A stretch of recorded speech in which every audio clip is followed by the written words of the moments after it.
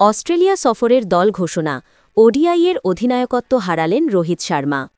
লাল বলের টেস্ট ক্রিকেটের অধিনায়কত্ব আগেই গিয়েছিল, এবার ওয়ানডের অধিনায়কের গদিও খোয়ালেন হিটম্যান।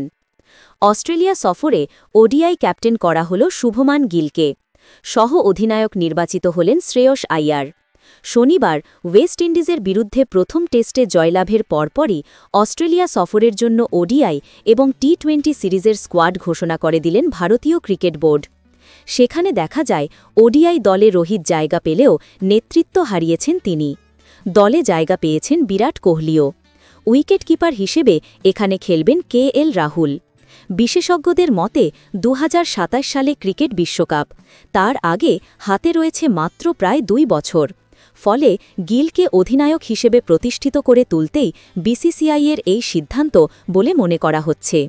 অস্ট্রেলিয়ার বিরুদ্ধে ওডিআই দল: শুভমান গিল অধিনায়ক, রোহিত শর্মা, বিরাট কোহলি, শ্রেয়স আইয়ার সহ অধিনায়ক, যশস্বী জয়সওয়াল, অক্ষর প্যাটেল, কেএল রাহুল, কিপার ধ্রুব জুরেল, নীতিশ কুমার রেড্ডি, ওয়াশিংটন সুন্দর, কুলদীপ যাদব, হর্ষিত রানা, মোহাম্মদ সিরাজ, অর্শদীপ সিং, প্রসিদ্ধ কৃষ্ণা।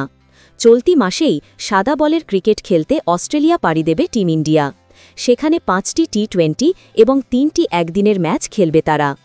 টি-20 দল: সূর্যকুমার যাদব অধিনায়ক, শুভমন গিল সহ অধিনায়ক, অভিষেক শর্মা, তিলক বর্মা, নীতিশ কুমার রেড্ডি, শিবম দুবে, অক্ষর প্যাটেল, জিতেশ শর্মা, কিপার বরুণ চক্রবর্তী, জশপ্রীত বুমরা, অর্শদীপ সিং, কুলদীপ যাদব, সঞ্জু স্যামসন, কিপার হর্ষিত রানা, রিঙ্কু সিং এবং ওয়াশিংটন সুন্দর।